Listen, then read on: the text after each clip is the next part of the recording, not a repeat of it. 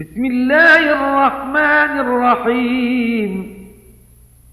سبحان الذي أسرى بعبده ليلا من المسجد الحرام إلى المسجد الأقصى الذي باركنا حوله لنريه من آياتنا إنه هو السميع البصير. وآتينا موسى الكتاب وجعلناه هدى لبني إسرائيل ألا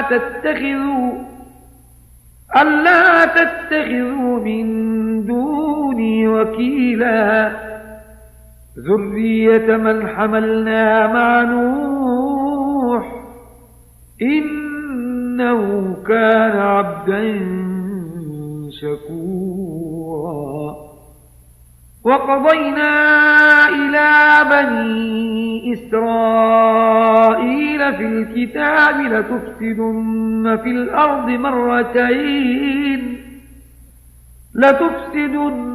الأرض مرتين ولتعلن علوا كبيرا.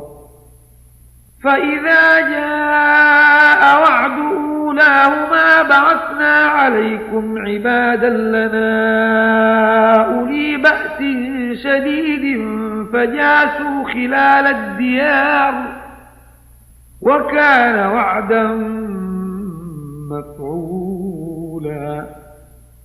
ثم رددنا لكم الكرة عليهم وأمددناكم بأموال وبنين وجعلناكم أكثر نفيرا. إن أحسنتم لأنفسكم وإن أسأتم فلها. فإذا جاء وعد الآخرة ليسوءوا وجوهكم وليدخلوا المسجد كما دخلوا أول مرة وليتبروا ما علوا تتبيرا. عسى ربكم أن يرحمكم وإن عدتم عدنا وجعلنا جهنم للكافرين حصيرا. إن هذا القرآن يهدي للتي هي أقوم ويبشر المؤمنين الذين يعملون الصالحات أن لهم أجرا كبيرا وأن الذين لا يؤمنون بالآخرة أعتدنا لهم عذابا أليما.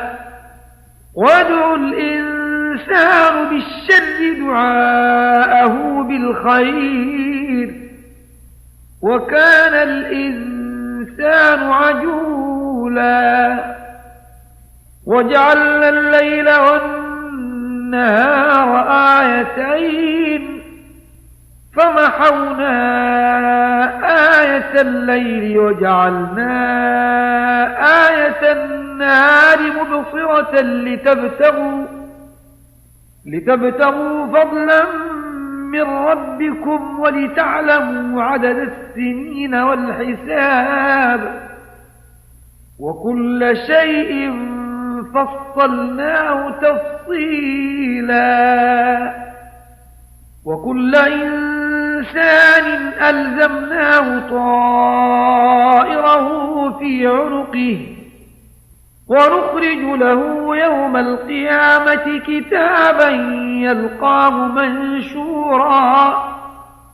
اقرأ كتابك كفى بنفسك اليوم عليك حسيبا.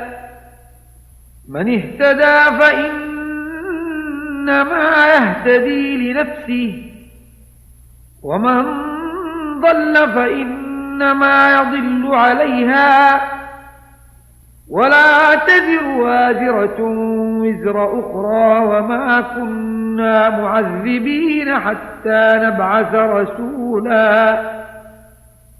وإذا أردنا أن نهلك قرية أمرنا متر فيها ففسقوا فيها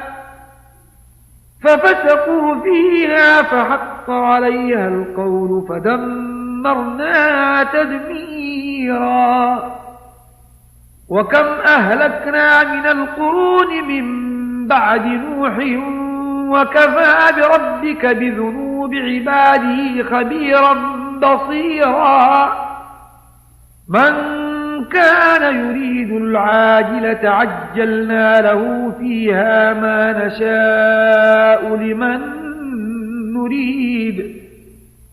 لمن نريد ثم جعلنا له جهنم يصلاها مذموما مدحورا ومن أراد الآخرة وسعى لها سعيها وهو مؤمن فأولئك كان سعيهم مشكورا كلا نمد هؤلاء وهؤلاء من عطاء ربك وما كان عطاء ربك محظورا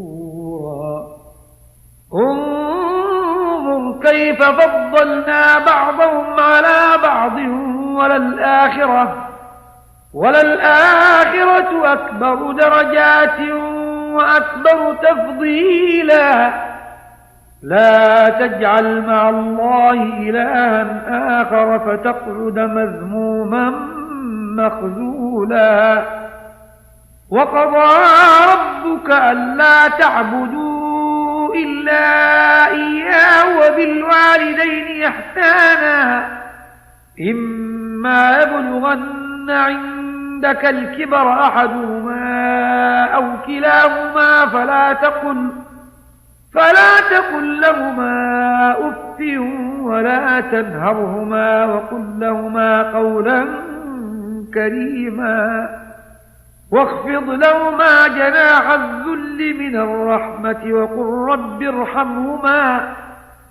وقل رب ارحمهما كما ربياني صغيرا ربكم أعلم بما في نفوسكم إن تكونوا صالحين فإنه كان للأوابين غفورا صدق الله العظيم